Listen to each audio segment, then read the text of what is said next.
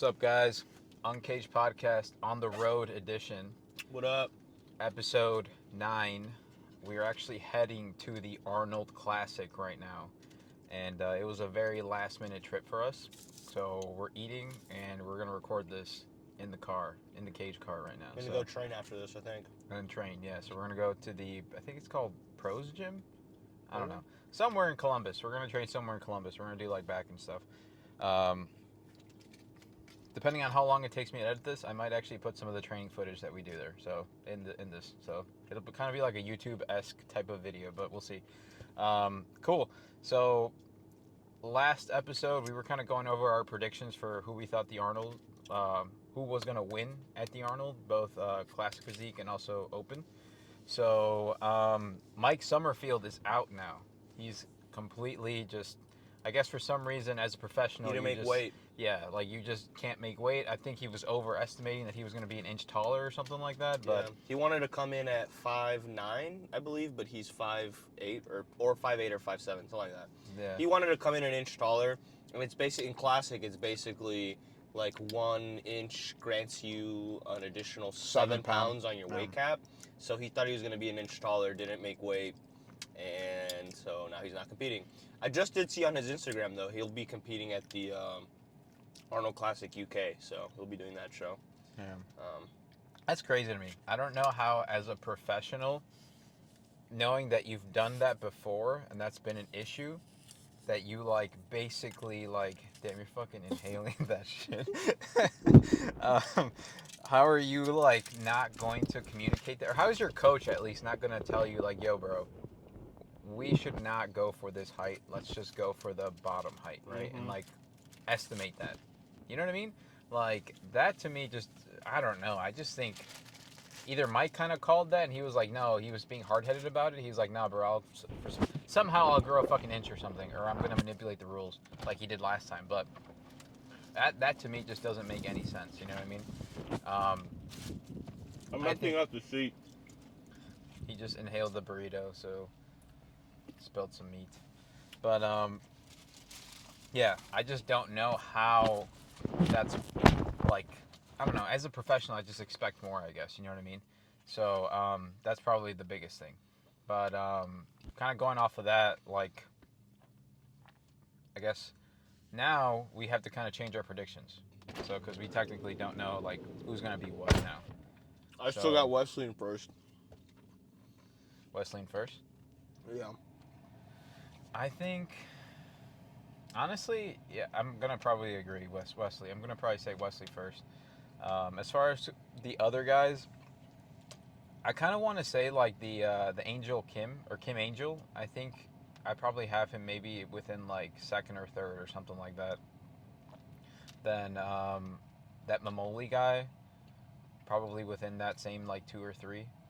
I would really like to see him place high. Yeah. It's just gonna be dependent on like what the judges want to see, because he's a shorter guy. Like he's not as like dense, you know, or not as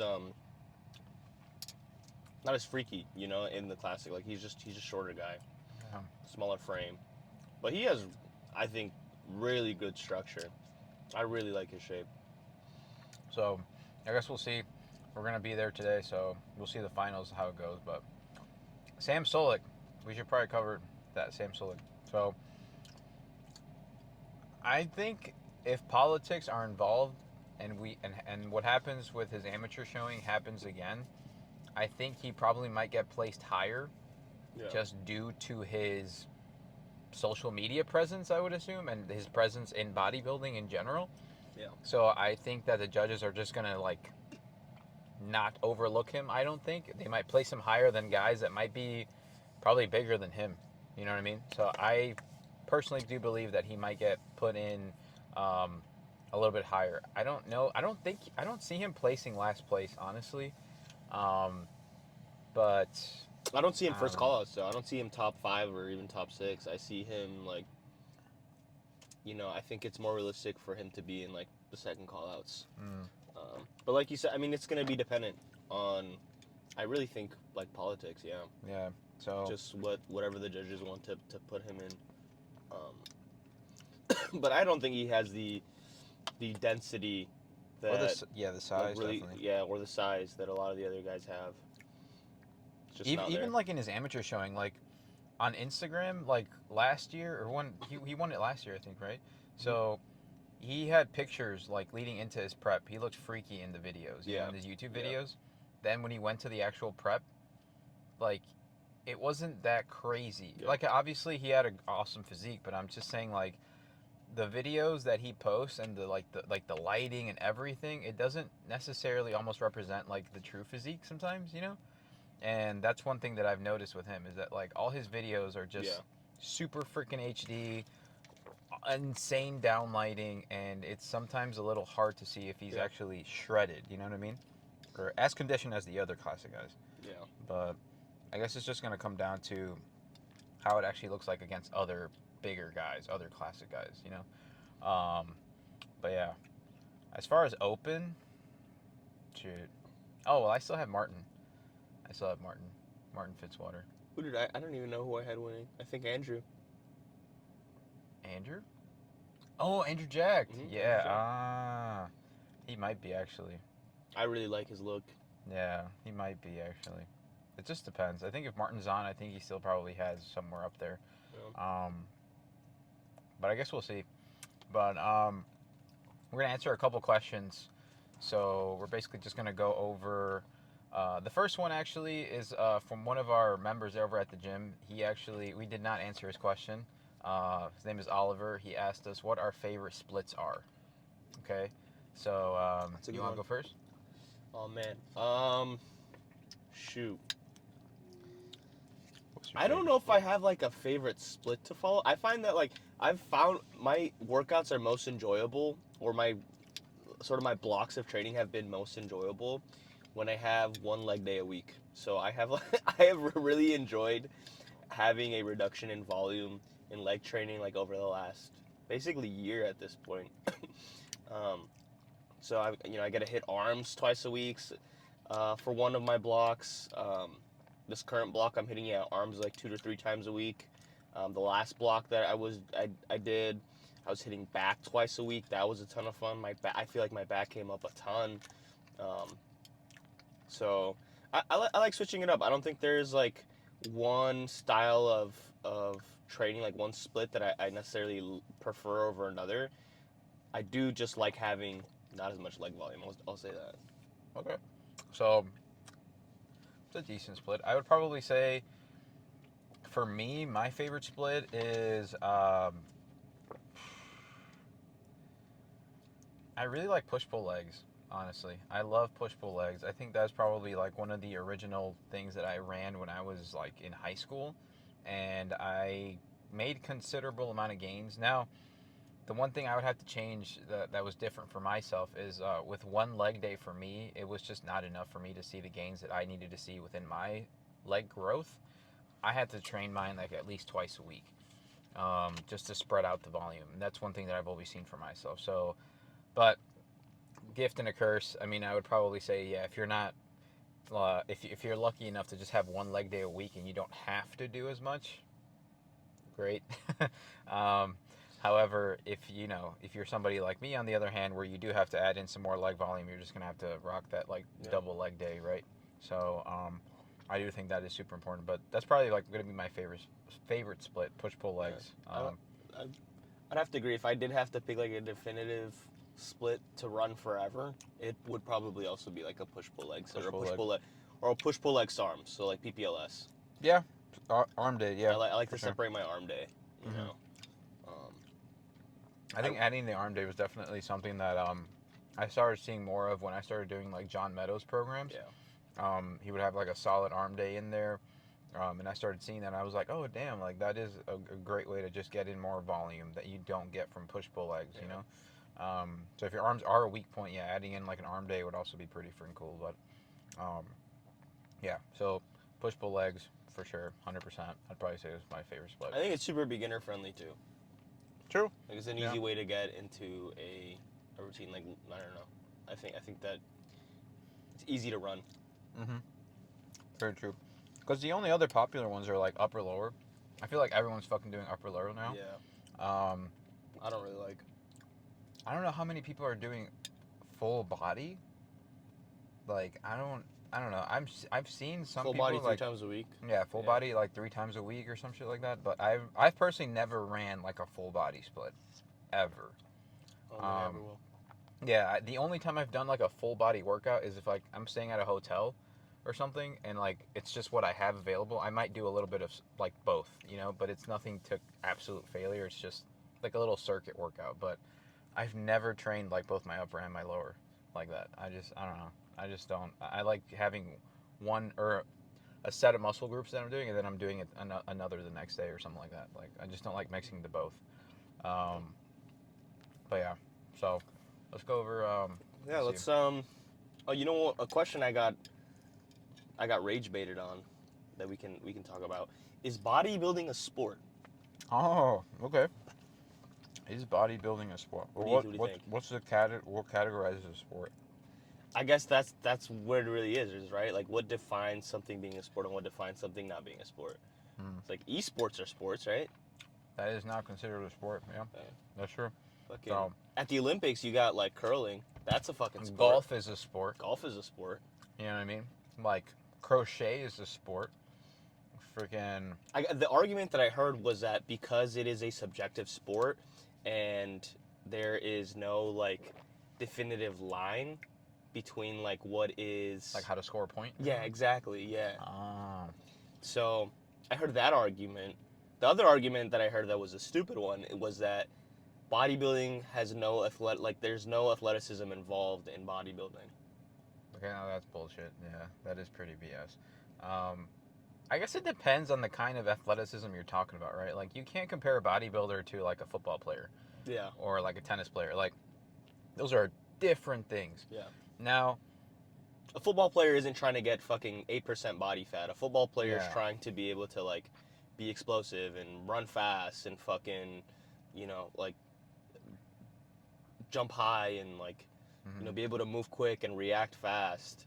Whereas a bodybuilder, like really our goal is to put on as much size as possible and then, when it comes time to compete is like get as shredded as possible. And it's just a different form of athleticism. I mean, like there's still, I think, a lifestyle component that's attached to it that makes it athletic. Like, I don't know. Cardio? Cardio? Like cardio? Like cardio? Like cardio's not just walking on a treadmill for fucking, 2 hours. Yeah. Like cardio can be a lot more difficult than that. But also just like training, the training style. Yeah. Like when you're training hard, you're training hard. Yeah. That takes a level of athleticism, I think. To push past like limits. Yeah, I do think so. But I could also see the person's point of view to a degree of, I mean, ultimately we're also encumbering our whole body with just the idea of building the most amount of muscle. Yeah. That it becomes like our limiting factor because now we're just so immobile. Yeah. Like a lot of these like bodybuilders that are huge, you don't even have to be huge. If you train as a natural for a very long extended period of time, you're going to see that you're going to probably create some imbalances from doing a lot of the one-dimensional work that you do all the time, right? You might have to incorporate some rotational work that a lot of bodybuilders don't do, and that's why we become so immobile. You see a lot of bodybuilders like this all the time, like just hunched over, like not even being able to move their shoulder blades. So I do think that to a degree I understand, because ultimately I think through an athlete's perspective, they're like, what's the point of having all this muscle if I can't use it to do my sport better? It just immobilizes me. You know what I mean? Yeah. So that's probably why they think, oh, like, it's just for vanity. Yeah, it's just for vanity. There's really no point in gaining this much. Which to a degree, they're right. Yeah, like if you're just trying to get big and you're just trying to get as huge as possible, it's probably going to come with some consequences, and you're probably not going to be as mobile as you are at like a lighter body weight, for sure. 100%, even as a natural, I do agree with that. But to not call it a sport, I just don't think is valid, because there's sports like golf, crochet.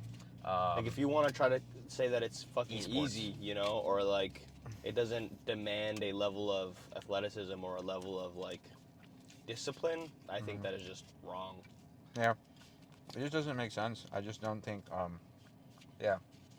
But I mean, yeah, in terms of like athleticism, right, there's so many. I think there's more athletic sports for sure. Yeah. I mean, like that, I think that's pretty obvious, but to just say that it doesn't have a component of like athleticism, like you need to be athletic to be a bodybuilder, I think that's wrong.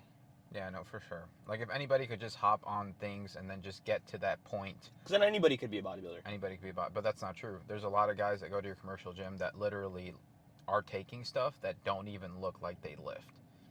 You see them all the time on social media too. Guys that are running like insane cycles. They don't look good. Like, it's crazy. So I think that is huge too. There's a lot of genetics that plays the same way that professional sports, right? Like, not anybody can just be an NFL player, an NBA player, like, or a soccer player, right? At a very top level, right? It's the same thing with bodybuilding. It's not like anybody can just pick up weights and become a bodybuilder. Yeah. That's totally not the case. There is a lot that goes into it. Genetics is a big determining factor of that. So, but I do think that bodybuilders in general are an athlete. Like, I do think they are athletes. The level of athleticism varies depending on sport to sport. I think that's my point, or my viewpoint on it, at least. You know what I mean? Yeah. But yeah, what did they say? Like, why was their argument? Like, why did they? Oh, they just said that bodybuilding wasn't a sport. That was it. Oh, that's it. They didn't That have a was reason it. why. Yeah, Oh, no, okay. just like because Yeah. it's not athletic. That was it. That was basically the argument. It's not athletic. State your reason. So there's no reason. But, All right. What actually builds muscle versus what Instagram says builds muscle? what actually builds muscle? I think if you're wearing a cuff and holding onto a handle at the same time, I think that everybody at the gym should have the right to laugh in your face. I think you look And make stupid. fun of you. And I will laugh at you if I see you in the gym doing that shit. If you like it and you have fun doing it, do it. But like I think you should be clowned. So we're shitting on SBL right now. Yeah. I agree with that, like, partially. I do think that SBL has become too much of a dogmatic movement, It's a cope system. a cope system, and you can see it now because any person, you don't even have to be an influencer. You could post something dogging the SBL community, or maybe not so much agreeing with what is stated on research or papers or whatever. You get a bunch of freaking people that are just fighting for what this is right. And there's no other way to these people. Doesn't matter what you say. All they want to see is research. They want you to cite the sources, and they don't care about anecdotal research. So at that point, it's like, okay, then where's like, how are you going to get more new information? One of the arguments that I consistently make and that gets refuted all the time is that, like, you know, I say that, like, I mean, look at all these bodybuilders that have been doing this for, you know, all this amount of time. They have good physiques. They don't train this way. They don't train the way that you train.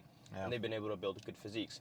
Find me a bodybuilder, a pro bodybuilder ideally, that trains this the way that you do, and, like, okay, I'll take it, right? And there isn't one. There is no top tier pro level bodybuilder that trains the way that the SBL community now trains. And I think, like, if you're unable to see that the anecdotal sort of like, I mean, like, bodybuilders have been doing this forever, right? Bodybuilders have been training like bodybuilders forever, and they've gotten huge. I don't know how you can refute that. I mean, we have, like, generations worth of training and bodybuilders that have been training this way, and it's like, nope, that's not supported by research. Yeah, that's the thing. It's like they deny the existence of these people, and it's like, dude, like, before any of these research papers were done, there were still a lot of people building muscle, and then they blame it on PEDs and things, right? Like, they say, like, oh, if they were on PEDs, anything works, right? And at the end of the day, it's like, no, it's really not that easy. It's not as easy as just doing something and then automatically you're a bodybuilder.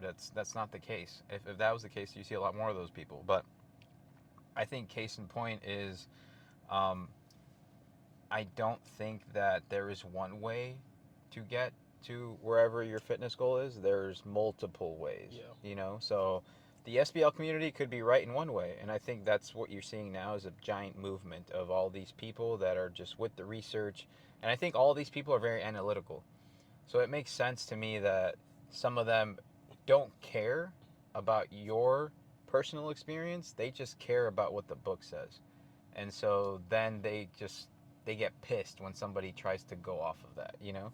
But that's what happens when you give analytical people a platform, is that now they just bash you with information. You know what I mean? And I think that's what we're seeing. There's like analytical camp here, and then there is experience-based camp here. Like, these guys don't really care too much about what's written on a paper.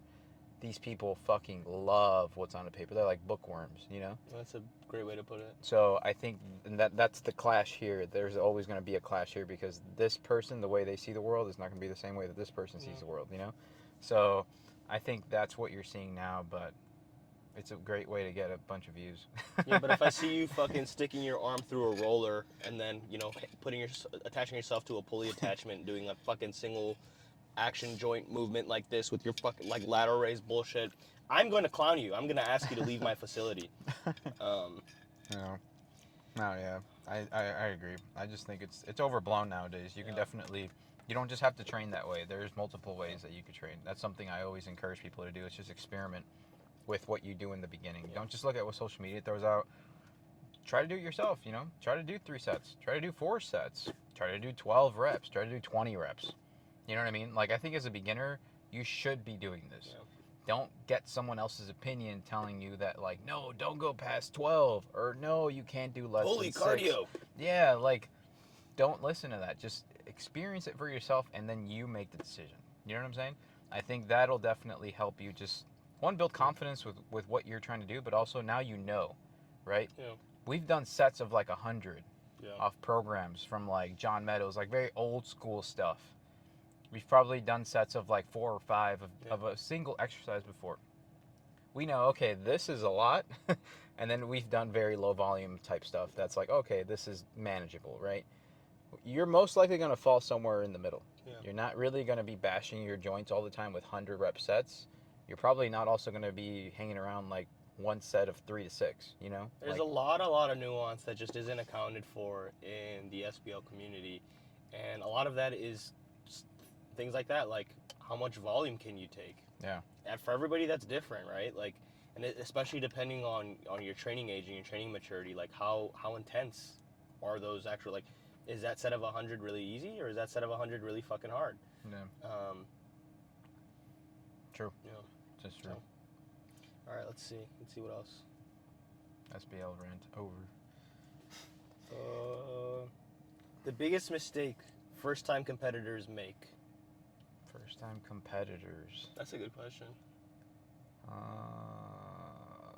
I think a big one is dieting too late. Is like starting your diet too late. So, and I guess in conjunction with that is picking a show that's too early. So like, if you have a good coach and you are also just like not too excited to do a very specific show, I think you should take your time to get into shape, especially the first time that you get conditioned. I don't know. I think we've been to a ton of shows at this point where like there are competitors that show up soft, and that's just like that's your one job in my opinion, as a competitor, is to like show up in shape. You don't have to be the biggest person. Like, muscle is a much longer building muscle is a much longer process than it is to like get lean, right? Like, you can get lean 10 times quicker than you can put on like size, right? Like, that's just the way it is. Like, you can get lean in fucking a way shorter amount of time for most people. And so like that's your one job, getting to stage conditioned properly. And I just see too many competitors not take enough time to diet down, or don't know how to diet down properly, and you show up to stage looking soft. That's true. Yeah. We see that a lot, especially at amateur competitions. Like, you see it all the time. Like, that one dude that looks like he is like 12 weeks out on stage. Yeah. Even worse, there's guys that look like they're 20 weeks out. It's crazy.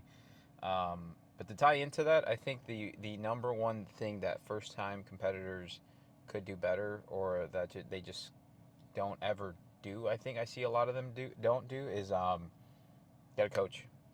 Get a coach, get a second pair of eyes, get somebody that's actually like just watching along and seeing how your physique changes, at least having someone compare Google images of what somebody condition looks like on stage, and then just asking them, hey, do I look like this person yet? Or do I not look like this person yet? Right? And then having that person be like a no BS person that tells you, no, you do not look like this yet.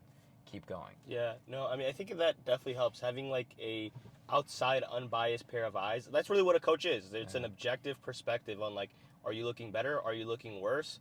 Body dysmorphia is real. You look at yourself and you assess your physique and you're like, damn, I look like shit, or damn, I look really good. Then you go and ask your coach, and your coach will tell you something different, right? Yeah. And that's where the value of a coach really lies in your prep, I think, is like they can tell you no BS, no bias, like yes, you're on track, no, you're not on track. Like, you still need another 5 weeks, you still need another 6 weeks, like, or we're ready, like they'll be able to, a good coach will be able to tell you that. That's and right. I think that's just so much harder to do when you're self-coached. Now, is it possible? Yes. But, I mean, there's also a reason why, like, the top-level competitors have coaches, like the Olympians. Yeah. The guys competing at the Arnold, all these guys have coaches, and that's for that reason alone is their coaches can look at them and tell them, like, you look good, you don't look good. Mhm. Like, we're ready, we're not ready. Yeah. The best in the world had coaches. Like Michael Jordan had a coach all his seasons, right? Like the guy had someone there at all times. Same thing with all these top level coaches. But like I said, as a starter, I understand money may be an issue, right? Like you got to register, you got to whatever. Maybe a coach for you as in terms of a budget is like, oh, I don't know if I can afford it, which is fine. But I still think you can ask someone. Like you usually have, maybe you have a family member. It could be your mom. It could be your A dad. fellow competitor. You could reach out to someone. I just think a lot of people in the bodybuilding space sometimes don't want the help. Like sometimes it's hard for them to like ask for the help. And I mean, bodybuilding is a very selfless sport. So the people that sometimes culminate within that field are just not people that are used to asking for help. They just think they kind of know everything sometimes. And I have seen that with some competitors. A lot of them are very cocky. A lot of them are just like, they just don't want opinions, right? Some of them like think they're doing everything they can. I do think it's changing. I do think that there are some competitors that are a little bit more open-minded. They do reach out for help, but I still think that just the sport that bodybuilding is, considering of how vain of a sport it is, those are just the personalities you're going to attract sometimes. And I think that you just need to ask. You just need to ask. You'd be surprised. Like there's probably someone there that's probably like, yo, like maybe they do want to help you, but just because you look freaking mean all the time, they might not. You know what I mean? Or maybe just because you give off a presence of like, this guy doesn't seem like he wants to be bothered. Maybe they're just not, And so that connection never kind of like makes it right. So, I think that's huge too. So getting a coach and planning out a later show, I think those two are huge. But yeah, it's another one. Let's see. What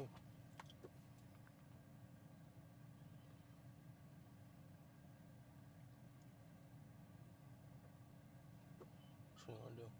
Dark side or Dark white? side? Yeah, Dark side. side. So, the dark side of contest prep. I think What that's is a the good dark side of contest prep? I think, like, having done 2 preps now, I think the dark side is really, like, the toll that at least for me, the toll that your relationships take, the toll that your health takes, and your productivity takes. True.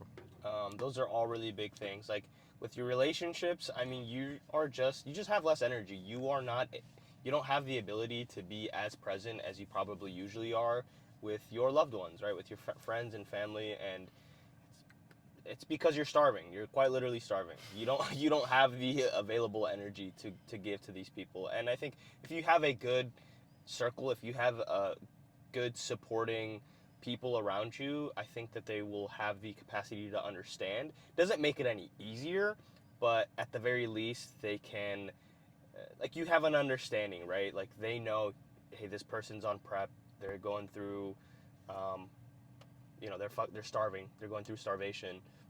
I can understand why they are emotional, why they're moody, why they're this, and this. But that also rounds back to the athlete. Like, you have to also just be self-aware enough to know, like, I can be a little bit meaner right now. I can be a little bit more of an asshole. I can be a little bit like, you have to realize that and like just sometimes take a second, you know, like just be able to have a reflecting sort of like very zen mindset, um, because otherwise those emotions can get the best of you, and I think that like for me, my first prep in particular, that's something that I really struggled with. Yeah, I think that's true. After I would say like prepping a handful of clients at this point, like I've seen that the last couple weeks, some guys are different. Some guys it starts at like 10 weeks out. Some guys it starts at like 4 or 3 weeks out. For the most part, I would say the last couple weeks are gonna be the times where you do enter that dark side because you're so depleted. You are at the end of this, and sometimes the only thing that's kind of holding you to it is just the fact that you're so close already, right? And you're just barely hanging on by a thread. And so I think that all of that kind of just ramps up to the day of the show, and then bam, you're done, you know? But I think that the dark side is really just understanding that during these times, especially if you're a younger individual, a lot of younger individuals doing the sport just don't have the emotional intelligence that's built up, and or they've never worked on themselves, right? Like done therapy maybe, or maybe learned to communicate better. Like a lot of these things come out when you're in such a depleted state because your brain is very primal. All you want to do is just sleep, eat, train, done. Like Yep. it's like robotic, very primal. There is very little like emotional energy there most of the time. And so if you're not present and you don't know that within yourself, that's something that you do have to work on. That's something that takes years to for people to there's people nowadays that are full blown adults that still don't have that, by the Yeah. way. So if you've never truly worked on that for yourself, it's going to be way harder during a prep because you're just going to like everything's going to be dialed down now. And in order for you to catch yourself, it's going to be hard. So you're going to have to make those connections, right? I think prep is a very it's an awesome time because you get to work on those things sometimes, right? You get to really see how you are in a very deprived state and then reflect on it once you're done. Because Yeah. then you can be like, wow, damn, I was a dick here. Like Yeah. I could have done better. I definitely did not have to react this way. And like you it kind of makes you appreciate like, oh wow, like as a human being, like you can work on these things, you can get better at them. You don't have to be this way. It's just food at the end of the day, and you did not die, you know? Yeah. So I think that next time having that mindset, it just holds you to it a little bit more. And understanding too that like this is something that you're willingly doing. Yeah. Like, I mean, nobody's forcing your hand to, you know, To prep. yeah, to prep. And so I mean, I haven't seen it a lot, but I know that it can be an issue. Is an athlete sort of holding this sort of victim mentality that everybody's against them? Like, you're choosing to put yourself through a prep. Like, this is ultimately your choice. Yeah. Don't be a victim. Yeah, don't be a victim. Like, that's the mentality you want to take yourself out of. Otherwise, your prep is going to be very long and very hard. Um, I think the productivity thing is also big.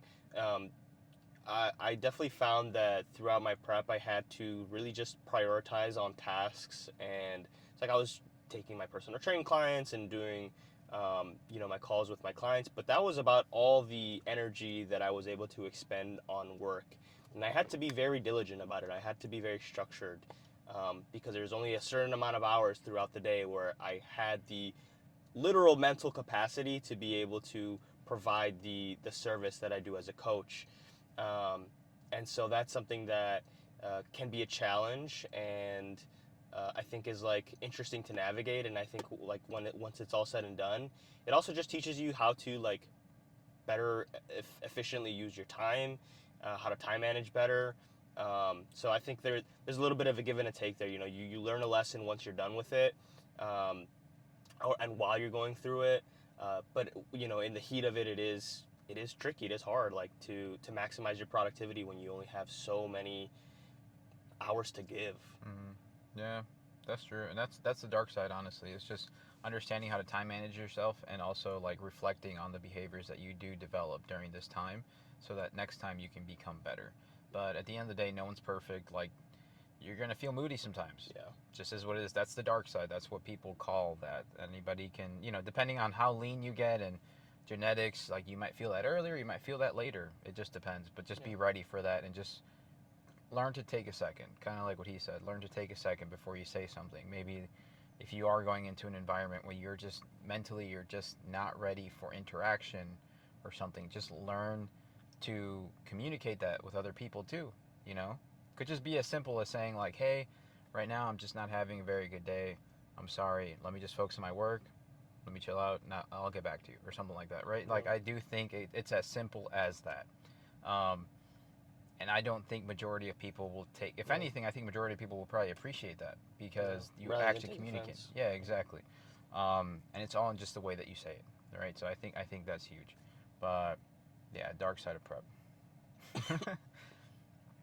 We'll Cool. do one last one. Yeah. Let's see. Gym culture is changing. Are commercial gyms killing serious training culture? Why are fewer people training intensely? Is social media making gym culture worse? That's a good one. Is social media making gym culture worse? What is gym culture? Like just going to the gym? Yeah, I guess so. Yeah, I guess. Uh, I think yes social and no. media.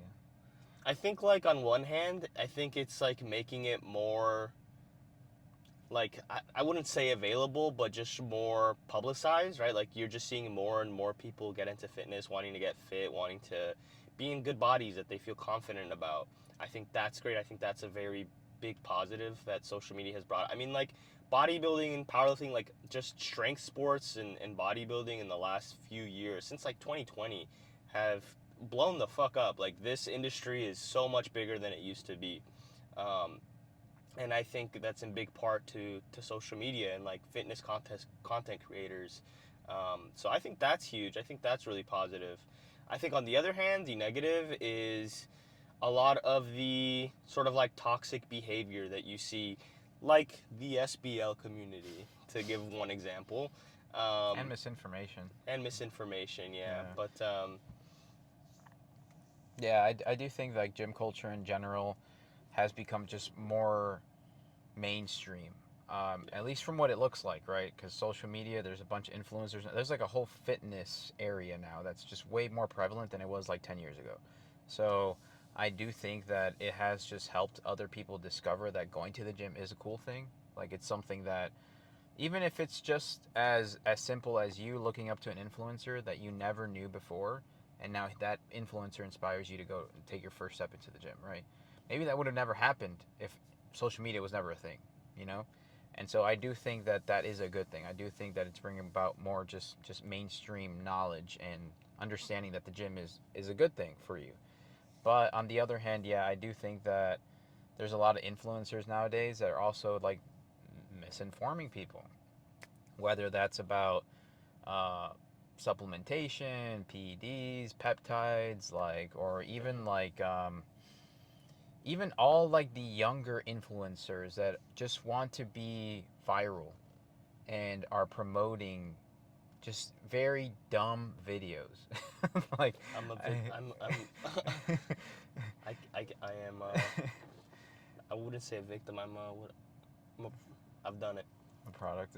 I'm No, a product of this. but what I'm talking about more specifically is like ultimately like I see kids in general that are like 15, 16, 17 years old making videos that are just, it's almost like clickbait, but like for example, you get like people showing off like I've seen this video now circulating on my reels, like this it's like a 10-second reel of like this person like cooking up like peptides in like a pan.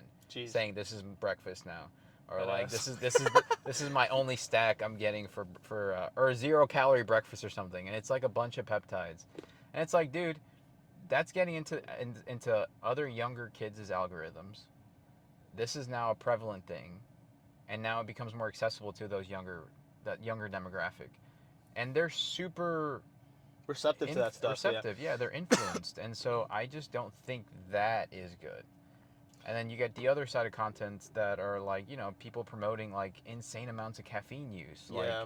And That's what I really like don't like about the fitness space today, and like I think we could this can be a whole podcast on its own. I think there's a lot of peddlers, both like coaches coaching coaches. I think there's a lot of that in like the peptide and gear space. Like there's a lot of people just peddling, trying to push products onto you or trying to push you a service so that you spend money, so that you give them money. Grifters, right? Some might call them.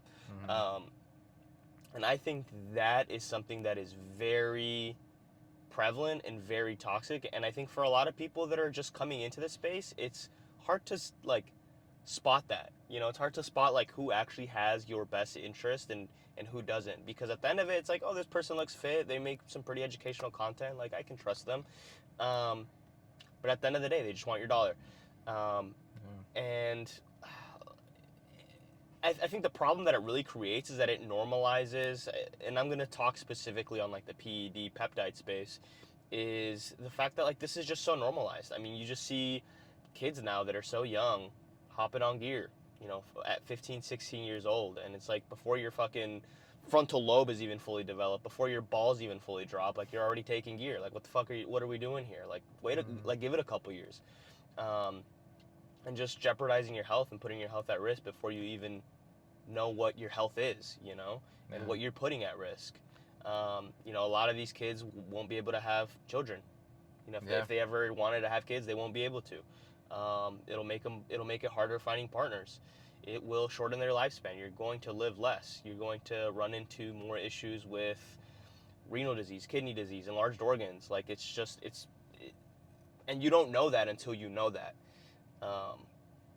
And I think that's something that's just like super normalized now through just like the fitness space. I mean, like we've normalized it. That it's a normal thing now. It's just abuse. Like it's abuse that is very easy to do when you're that age, you know. So like just like in general, like smoking or like doing it's all those things that are becoming prevalent on a real format that is consuming your brain, and then now you just want to do it more. So it's those things become more easily accessible with the fitness culture that we have today. And I might even say it's related to there's people that are doing this with nutrition too. There's people that are doing this with training. There's people that are doing this just with over-the-counter supplements that are selling you things that literally you don't even need. Yeah. So it's at the end of the day, I think it's just almost to a degree the society that we live in right now, just due to capitalism to a degree, because like everything is just a selling. Be cautious if somebody is trying to sell you something. Yeah. That is very huge. And you know, I guess I'm kind of torn with that question. I don't know. I'm like 50-50. I'm 50-50. I do think it's great that more people know about the gym. On the other hand, there is a lot of things that are coming right now to that younger demographic that are not good. Like when we were coming up, like I don't think that was a thing that, like I don't know, like openly hearing gear. I remember there was a time on YouTube where talking about gear was just not allowed. It was banned. It was banned. Yeah, there's no open bodybuilders that would talk about it. You weren't allowed to talk about gear or cycles or like what you were taking. And now that's super fucking normal. You can find YouTube videos where you can figure out your cycle, like a starter cycle. Like a YouTube University will teach you that, and that's not something that was accessible before. Now, whether that's a good or a bad thing, because you want to say that regardless these kids are going to do these cycles, you know, there's an argument there, but you know, I think it just goes to show that it is just more prevalent now, that, you know, the usage of gear in young individuals and inexperienced individuals is just normalized. Yeah, I think that I guess we'll see, guys. I don't know. Might get better, might get worse, but I think I'm torn between this. It's like 50-50 on my end for sure. But that's it, guys. So hopefully you guys got some value out of that. So we got to make ourselves to Columbus now. We're going to the Arnold. We're gonna go work out. I'm excited. We're gonna train right now. We're about an hour 37 away from Columbus. So I'm gonna go take a poop. We will catch you guys in the next episode. Definitely like, comment, subscribe, everything, please. It helps us out a ton. And let us know what you want us to talk about in the next video as well. If you have any questions, leave them down in comments below. Appreciate you guys. Thank you. Stay uncaged. See you guys.